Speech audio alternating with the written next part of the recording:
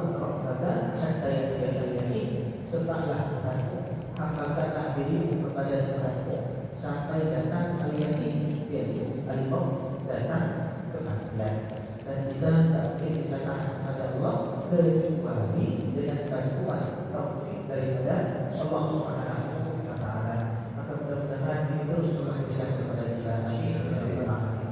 Salawat dan salam senantiasa tercurahkan kepada kita baginda Nabi besar Muhammad sallallahu alaihi wasallam yang telah mengajarkan kita banyak hal sehingga kita tahu bahwasanya jalan menuju surga itu betul-betul dipenuhi dengan banyak rintangan. Baginda Rasulullah yang mengatakan dalam sabdanya, yaitu apa? Mujibatul jannah bil makari, yaitu jalan menuju surga itu terjadi dengan banyak perkara-perkara yang dibenci oleh hawa nafsu. Kita harus bangun pagi, kita capek bekerja cari rezeki, kita harus bagi sebagian daripada rezeki tersebut kepada orang-orang. Kita harus peduli pada orang-orang. Kita harus mau membagi waktu kita, yaitu kepada Allah Subhanahu wa Ta'ala. Kebebasan kita banyak dibatasi dengan batasan-batasan, dan mana ini semuanya adalah jalan menuju surga Allah Subhanahu wa Ta'ala. Sabar, senang saja sabar di dunia, dan jalan yang kita dapat melebihi daripada banyaknya kesabaran yang kita lakukan. Dalam sebuah pepatah Arab disebutkan, pada sabartu ala al-ashqil asfari qalilan istaqta'tu fil amri ala al-mubilan. Kalau kalian mampu bersabar saja, ya, sedikit saja bersabar, maka kalian betul-betul bisa mendapatkan nikmat yang betul-betul besar dan panjang. Maka dengan rahmat Allah, mudah-mudahan Allah senantiasa berikan kekuatan kepada kita untuk bisa sabar dalam taat kepada Allah, untuk bisa sabar dalam menjauhi maksiat, untuk bisa sabar dalam segala ujian yang Allah berikan kepada kita. Amin ya rabbal alamin. Sedangkan Allah, alhamdulillah kepada Allah menunjukkan kita pada pagi hari ini untuk sama-sama kita belajar Al-Quran. Dan yang Allah, kita sampai pada ayat 133 daripada surah Al-Baqarah 133. Sedangkan Allah Subhanahu wa Ta'ala dalam ayat 133 ini, Allah Subhanahu wa Ta'ala berfirman, kuntum syuhada'a in hadara Ya'qub al-maut. Apakah kalian betul-betul menyaksikan tatkala Nabiullah Ya'qub alaihi salam itu sudah mendekati kematian, sudah mendekati ajalnya. Ilmu dari bani mana Nabi Bani, ketika itu Nabiullah Ya'qub alaihi salam berkata kepada anak-anaknya, mana ta'budu Nabi Bani, apa yang kalian akan sembah sepeninggalku? Kalau mereka mengatakan, menjawab anak-anak Nabiullah Ya'qub menjawab, nahnu ilaha, kami akan menyembah Tuhan, wa ilaha abaika Ibrahim wa Ismail wa Ishaq ilahun wahidah, dan Tuhan daripada nenek moyang ayah-ayah, yaitu Nabiullah Ibrahim, Nabiullah Ismail, dan Nabiullah Ishaq alaihi salam. Ilahun wahidah, yaitu Tuhan yang besar. Wa nahnu lahu muslimun, dan kami akan berserah kepadanya, yaitu kepada Tuhan, kepada Allah. Tilka ummatun qad khalat. Kemudian Allah Subhanahu wa Ta'ala berfirman dalam ayat setelahnya, itu adalah umat yang lalu, mereka itu sudah terdahulu. Laha ma kasabat wa lakum ma kasabtum, bagi mereka apa yang telah diusahakannya, dan bagi kalian apa yang telah kalian usahakan. Wala tus'aluna amma kanu ya'malun, dan kalian tidak akan diminta bertanggungjawaban tentang apa yang pernah mereka lakukan. Silakan Allah Subhanahu wa Ta'ala. Dalam kesempatan ini insyaallah kita akan membahas dua ayat. Ayat yang pertama yang Allah ada asbab nuzulnya, bertanya kepada orang-orang Yahudi, apakah kalian menyaksikan apa yang disampaikan oleh Nabi Yaqub kepada anak keturunannya? Di sini diturunkan istilah Yahudi atau Nabi Sallallahu Alaihi Wasallam. Ayat ini diturunkan yaitu pada orang-orang Yahudi. Yang mana orang-orang Yahudi di zaman baginda Rasulullah mereka berkata, apa kata-kata orang Yahudi? Al-Sata'ala, wahai Muhammad, apakah engkau tidak tahu bahwa saja Yaqub ketika mau meninggal berwasiat? Apa wasiat Yaqub kepada anak-anaknya? Orang Yahudi mengklaim agar anak-anak mereka berpegang teguh kepada agama Yahudi. Kemudian turun ayat ini untuk membantah dengan mengatakan, memang yang kalian sampaikan tersebut kalian saksikan apa yang dikatakan oleh Yaqub alaihissalam kepada anak-anaknya.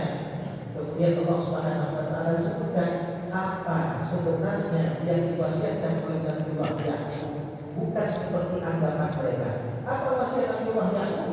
Untuk menyembah, yaitu Tuhan Nabi Yaqub dan Tuhan daripada ayah-ayah daripada Nabi Yaqub, Nabi Ibrahim, Nabi Ismail, Nabi Ishak. Bagaimana Tuhan yang diperintahkan untuk disembah?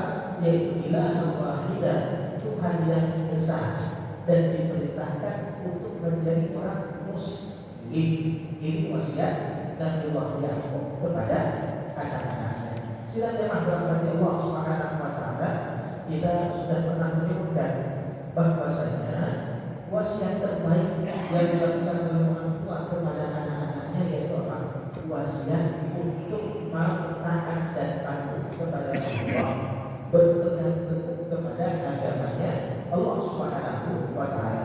Ini wasiat yang terbaik, karena memang orang tua itu betul-betul akan terus mendapatkan manfaat kalau sebab anaknya beriman adalah dirinya. Anak kita kenapa Islam? Karena kita Islam.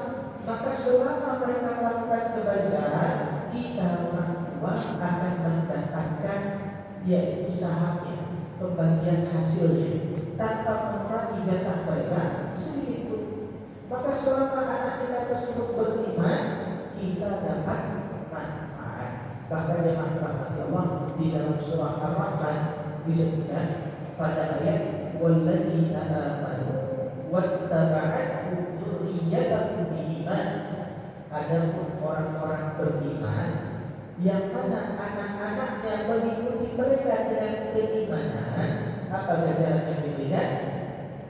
Alhaqna bihim dzurriyyatahum, kami akan ikutkan keturunan-keturunan mereka, anak-anak mereka dengan mereka. Di dalam tafsir disebutkan innal mu'minin alladzina tatba'uhum dzurriyyatuhum bil iman aw bisababi imanil 'azim rafi'il mahal wa huwa imanul abad. Ketika anak-anak beriman mengikuti iman daripada orang tuanya, yulhiqumullah bi abadihim, maka di hari kiamat anak tersebut akan dikumpulkan dengan orang tuanya sebagai wujud kasih sayang Allah kepada keluarga iman tersebut. Walaupun anak tersebut amalannya kurang, walaupun anak tersebut tidak sesoleh orang tua. Jadi orang tua paling senang kalau dikumpulkan dengan anak. Kita kalau pergi perjalanan jauh, pulang-pulang pertama tanya anak gimana, cucu bagaimana, keturunan kita. Maka salah satu karunia yang memberikan kepada keluarga yang beriman yaitu apa? Kalau orang tuanya saleh, walaupun anaknya itu kurang kesalihannya, kurang amalannya, kurang kesalihannya, maka dengan jangan bagaimana anak tersebut di-upgrade oleh Allah ke tempat mana? Ke tempat orang tuanya. Dan kalau seandainya anaknya lebih soleh daripada orang tua, lebih utama. Jadi kalau kita kadang-kadang sholat gak tepat waktu, kadang-kadang kita sibuk cari rezeki untuk anak supaya belajarnya betul-betul mudah. Kadang-kadang kita melakukan tuntutan-tuntutan gara-gara kita fokus kepada anak supaya lebih baik. Pada jemaah Allah, salah satu karunia yang Allah berikan yaitu apa? Diangkat derajat orang tua tersebut untuk disandingkan dengan anak mereka. Itu di dalam surga. Maka beruntung kalau dalam keluarga kita yang paling utama kita perhatikan adalah kesalehan. Anak bisa mensyafaati orang tua bisa mensyafaati anak. Ini keluarga yang betul-betul harmonis. Bukan hanya di dunia, di akhirat juga mereka kumpul. Kalau di dunia kita kumpul dengan keluarga di tempat-tempat baik, kita pergi ke laut rame-rame dengan keluarga, dengan anak.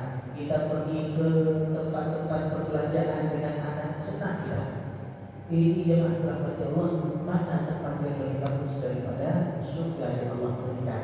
Maka ketika orang tua dikumpulkan dengan anaknya, anaknya dikumpulkan dengan orang tua, masya Allah, ini nikmat yang besar. Di dalam hadis yang diriwayatkan oleh Imam At-Tabrani daripada Ibnu Abbas daripada Nabi Sallallahu Alaihi Wasallam, Rasulullah menyebutkan, "Idza dakhala ar-rajulu al-jannah," ketika atau tatkala seorang laki-laki masuk ke dalam surga. Apa yang dilakukan oleh laki ini? Sa'ala an abawayhi wa zawjatihi wa waladihi. Ketika ada seorang masuk surga, yang pertama kali ditanya oleh orang yang masuk surga ini apa? Tentang bagaimana nasib ayah saya, bagaimana nasib anak saya, bagaimana nasib daripada pasangan saya. Ini 3 pertanyaan yang disampaikan oleh orang ketika masuk surga. Karena ini orang yang terdesak, yang paling besar jasanya dan yang paling berat berkorbannya kepada kita. Kalau kawan belum tentu jemaah rahmat Allah. Kapan kalau kita sakit jenguk sekali 2 kali. Tapi yang jaga kita siapa? Istri, anak, bahkan orang tua yang sudah tua pun, yang sudah sepuh pun, kalau lihat anaknya terbaring sakit, mau datang menemani. Ini bagaimana? 3 orang ini yang betul-betul itu berkorbannya sangat besar bagi kita. Maka ketika orang masuk surga, yang ditanya pertama kali yaitu siapa? Di mana keadaan ayah saya? Mama saya di mana? Di mana keadaan daripada anak saya? Di mana keadaan daripada istri saya? Fayuqal, kemudian dikatakan kepadanya, karena memang bertanya, karena mereka orang yang masuk surga dimuliakan oleh Allah, maka akan dikatakan kepada mereka yang masuk surga ini, innakum lam yablughu darajatan. Mereka itu tidak sampai ke derajat engkau di paling soleh, derajatnya lebih tinggi, mereka tidak sampai di kedudukan ini. Maka apa yang terjadi jemaah rahmat Allah? Orang yang masuk surga ini mengatakan kepada Allah, ya Allah, ya Allah, wahai Tuhanku, qad adiltu li wa lahu. Aku telah beramal semua amalan tersebut. Ketika aku beramal, yang paling pertama ingat siapa? Orang tua, anak, istri.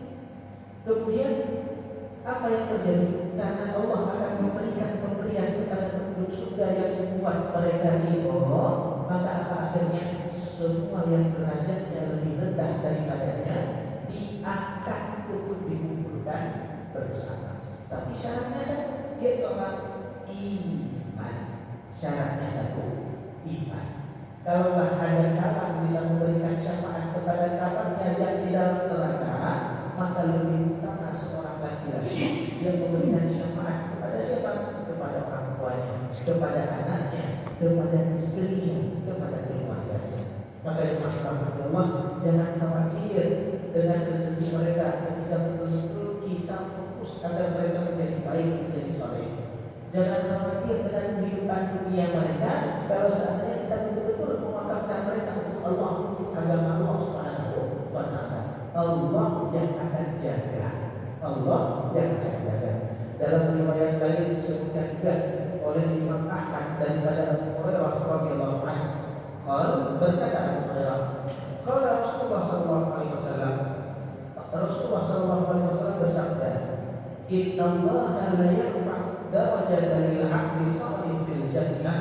Sesungguhnya Allah betul-betul akan mengangkat derajat hambanya yang saleh di dalam surga.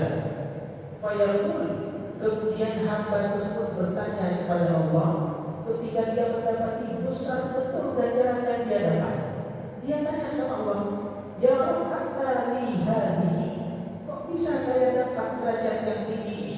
Dia merasa ketika di dunia biasa-biasa saja, tapi ketika dimasukkan ke dalam surga, kedudukannya betul-betul tinggi. Dia tanya, kok bisa saya dapat seperti ini ya Allah? Apa kata Allah? Ini istighfar wala dikatakan, kamu dapat ganjaran besar ini, kedudukan tinggi ini, karena anakmu senantiasa minta ampun untukmu. Rupanya jemaah rahmati Allah, setiap anak berdoa kepada Allah, setiap anak mohon ampun kepada Allah untuk orang tuanya, setiap anak berbuat baik kepada orang tuanya, maka kedudukan daripada orang tuanya pun diberikan tinggi oleh Allah Subhanahu wa Ta'ala. Maka jemaah rahmati Allah, tidak ada satu pun yang berhadir di sini kecuali anak daripada seorang orang tua. Maka apa yang mesti kita lakukan jemaah rahmati Allah, kita doakan mereka, minta ampun kepada Allah untuk mereka. Itu membuat mereka betul-betul mendapatkan ganjaran besar di sisi Allah. Gak ada yang bisa diharapkan oleh orang yang sudah meninggal kecuali yaitu doa-doa baik, kebaikan-kebaikan daripada orang yang masih mengingat mereka. Makanya rahmat Allah, jangan pernah kita tidak berdoa kepada Allah. Rabbana hab lana min azwajina wa dhurriyyatina qurrata a'yun waj'alna lil muttaqina imama. Rabbana hab lana minas shalihin, ya Allah berikanlah kami keturunan yang saleh ya Allah. Rabbi ja'alni muqimas shalah wa min dhurriyyati, ya Allah jadikan saya orang yang mendirikan salat, begitu juga keturunan saya ya Allah. Ini kita minta sama Allah. Dan doa ini jemaah rahmat Allah, kalau dikabulkan oleh Allah, masya Allah, betul-betul akan membuat kita bangga di hadapan Allah Subhanahu wa Ta'ala. Ini wasiat Nabi Ya'qub kepada anak keturunannya, yaitu apa? Agar mereka menyembah Tuhan yang disembah oleh Nabi Ya'qub, yang disembah oleh nenek moyang mereka dari orang beriman, Nabi Ibrahim, Nabi Ismail, Nabi Ishak alaihissalam. Kenapa yang disebutkan 3 nabi ini? Dan kenapa yang disebutkan tentang Nabi Ya'qub saja? Apakah Nabi lain tidak berwasiat kepada anak-anak mereka? Nabi lain tetap berwasiat, tapi jemaah rahmati Allah, karena ayat ini konteksnya yaitu tentang orang-orang Yahudi yang membangkang, maka siapa di Israel? Orang Yahudi ini dari mana? Yaitu daripada Nabi Ya'qub alaihissalam. Maka disebutkanlah nama Nabi Ya'qub agar semua orang-orang Yahudi, orang-orang Bani Israel mau beriman kepada Tuhannya Nabi Ya'qub, yaitu Allah Subhanahu wa Ta'ala. Kenapa disebutkan Nabi Ibrahim, Nabi Ismail, dan Nabi Ishak alaihissalam? Karena memang Nabi ketika Rasulullah mendakwahi orang-orang yang beliau yang objek dakwah beliau itu orang Arab dengan orang Bani Israel ketika itu. Maka orang Arab anak keturunan daripada Nabi Ismail alaihissalam yang merupakan anak daripada Nabi Ibrahim. Orang-orang Bani Israel keturunan daripada Nabi Ishak, anak juga Nabi Ibrahim alaihissalam, sehingga menghimpun semua orang-orang yang didakwah oleh baginda Rasulullah sallallahu alaihi wasallam. Maka jemaah rahmati Allah, usahakan kita juga berwasiat kepada anak kita. Nanti kalau beliau meninggal, jangan tinggalkan sholat. Nanti ayah tak minta apa-apa daripada kamu, ayah tak minta duit kepada kamu kalau ayah nanti sudah tua. Ayah tak minta kamu kasih ini, tak minta satu saja. Jangan tinggalkan agama ini, jangan tinggalkan sholat. Itu wasiat satu betul-betul akan membuat kita bangga nanti dari hari kiamat. Maka jemaah Allah, ini wasiat terbaik orang tua kepada anak-anaknya. Kemudian yang terakhir jemaah Allah, tilka ummatun qad khalat. Mereka semuanya adalah umat yang sudah terdahulu, yang sudah berlalu. Laha ma kasabat wa lahum ma kasabun. Mereka akan mendapatkan apa yang telah mereka usahakan, dan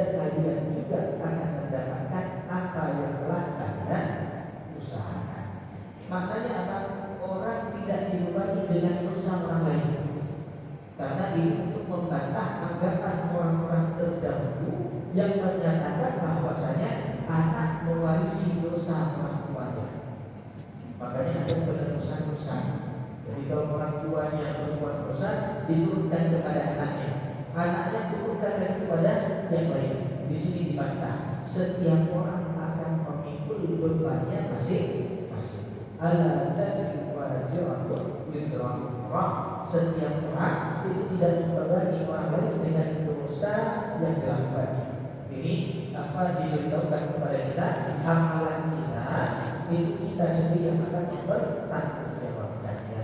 Kemudian boleh sekali kita amalkan yang baru, dan kita tidak akan diminta bertanggung jawaban daripada perbuatan orang-orang yang dilakukan oleh mereka. Makanya Allah jaga diri baik-baik, jaga orang yang paling dekat dengan kita baik-baik. Anfusakum wa ahlikum nar.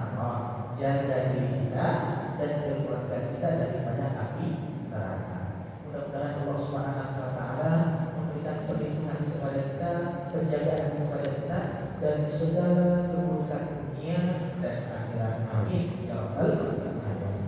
Baik, terima kasih Allah, kita ambil baiknya.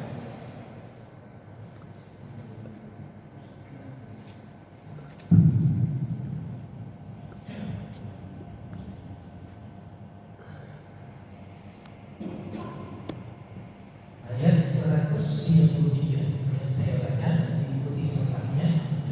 A'udzu billahi minasy syaithanir rajim. Sama-sama. A'udzu billahi minasy syaithanir rajim. Bismillahirrahmanirrahim.